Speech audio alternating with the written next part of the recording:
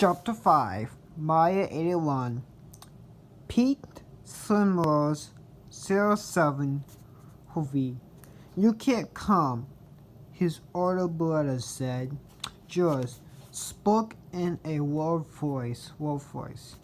Even through the rest of his friends, a neighborhood group of 11 and the 13-year-olds who swipe themselves the whip rays, who were up at the end of the block waiting for him. Not very painted. It's too dangerous, Pete said. I'm not afraid. He spoke stronger now.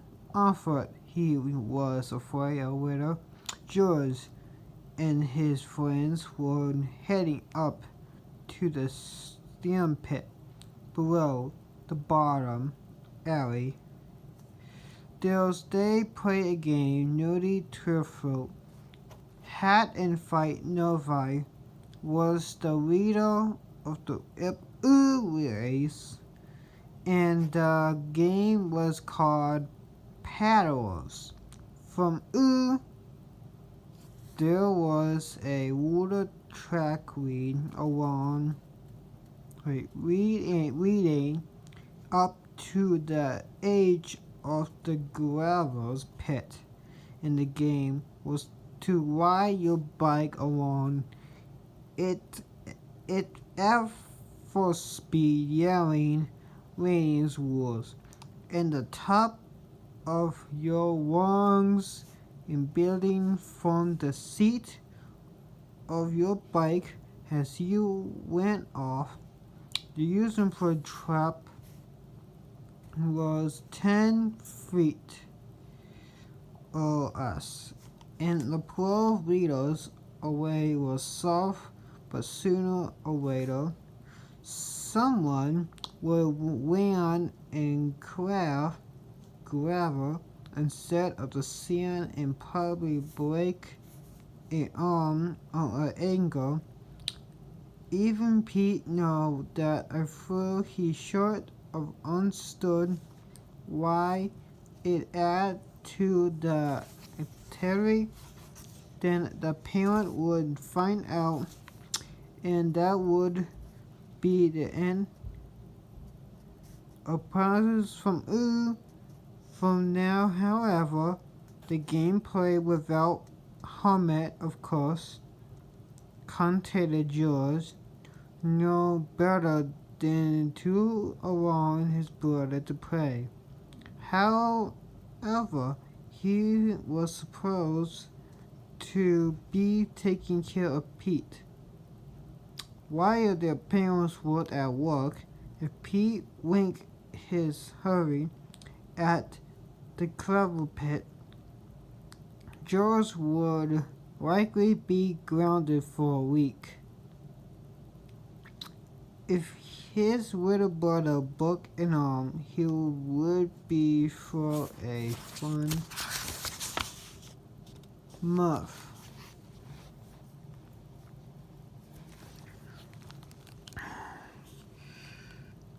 God forbid it was his neck, George declared. He might be wide awake the hours in his bedroom until he went into college. Besides, he loved the little cook knuckle. Just hang out there, George said. We'll be back in a couple of hours. Hang out with who? Pete asked. It was spring vacation, and all of his friends, the one his mother would have called age protected, seems to be somewhere else. A couple of them had gone to Disney World in Oakland County. When a Pete full of his heart filled with anything and jewelries. A fire bit but strangled Tacy. Just hang out, George said. Go to the store, O'Sullivan. He snorkeled in his pocket and came out with a pair of clamps Washington. Here was some dough. Pete looked at them. Geez, I will buy some Christmas. Maybe two. Hurry up, Simpson. Or he'd go without never yelling, come on. Come on. George shouted back. 10 rolled to Pete. Take the money. Don't be shot. Pete took the money. I even bought my necessary glasses, he said. I was gone. Slow down. They all seen the baby trick of thousands times. George said, but when he started the corners of Pete's mouth dropped down, he tried to himself. The Bob. Besides, look at the sky number.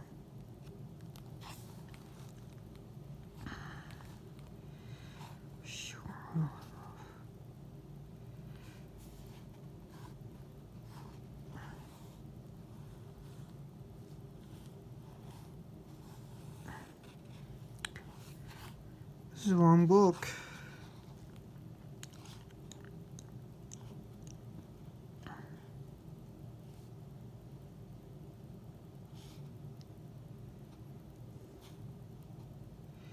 You can't start fires with a mouse magnifying glass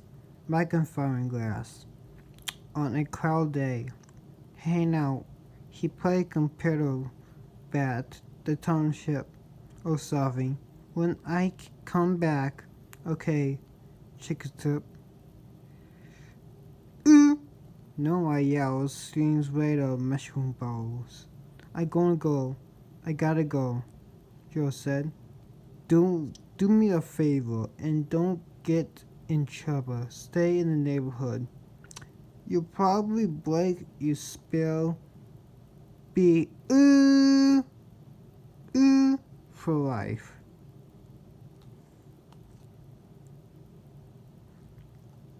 Pete said. Then Harrius between his fork fingers to take the course off. Good luck, he shouted off his brother. Jump the farthest. Jules waved one hand in an alphabet met, but didn't look back. He stood on his pink of his own bike. Big old sorry. The Pete around made it, but wouldn't ride. He tried once and went halfway down the driveway. Pete watched him put on speed as he raced up his block of sheltered house and up, catching up with his homes. Then Pete was alone.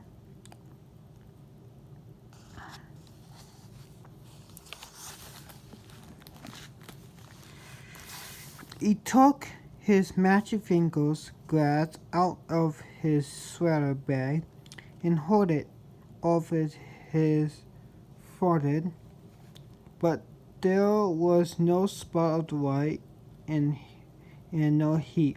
He looked grumpy up at the well, hanging up glow, and put the glass back.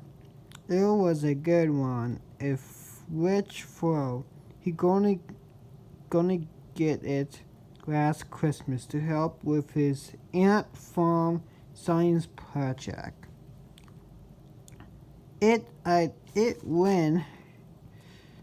When I in the garage brushing dust, his father has said, but ever through the Ant Farm project had confronted in February.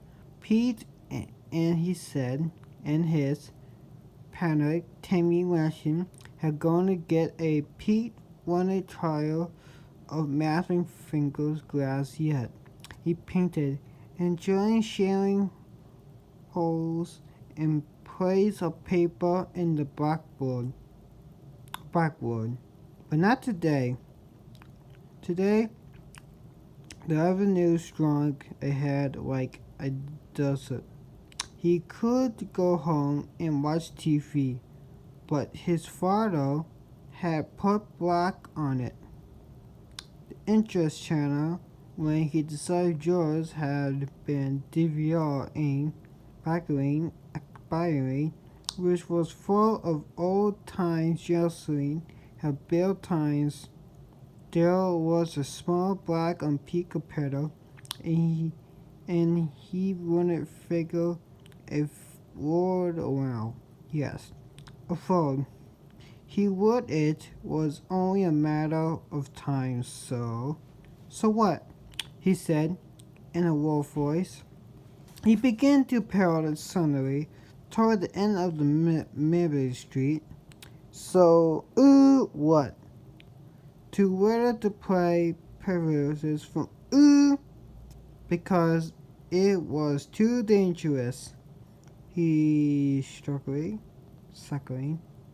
He whispered he could think of something that would show George nobly and all of the lighters, though even with the kids could face them. The idea came to him then, just like that. He could explode the alphabet less earlier. Pete didn't think the big kids know about it because it was a kid Pete on age. Craig Gadman. What? Ooh, that's my best friend's last name. Jeez. Who told him about, he said, he'd been up there with a couple of other kids. 10-year-old last fall, of course. The whole thing might have been a lie, but Pete didn't think so. Craig had grown given too many details.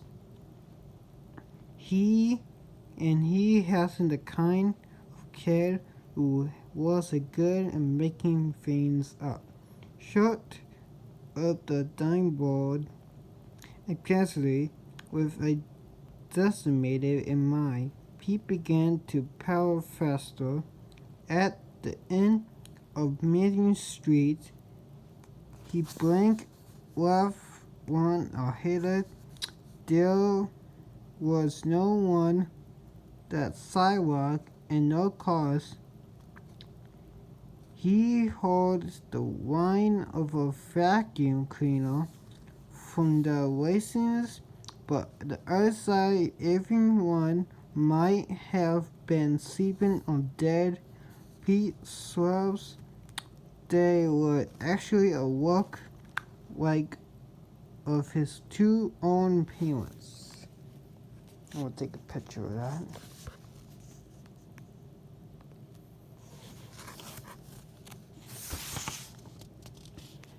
Should I stop right here? I don't know how much. This is gonna take. It's gonna take all year to read this. William, Yes, Daddy? take your medicine. Let's eat. Okay, I know that. That's why I don't want to read the whole chapter because I don't have time for it. All right, see you guys.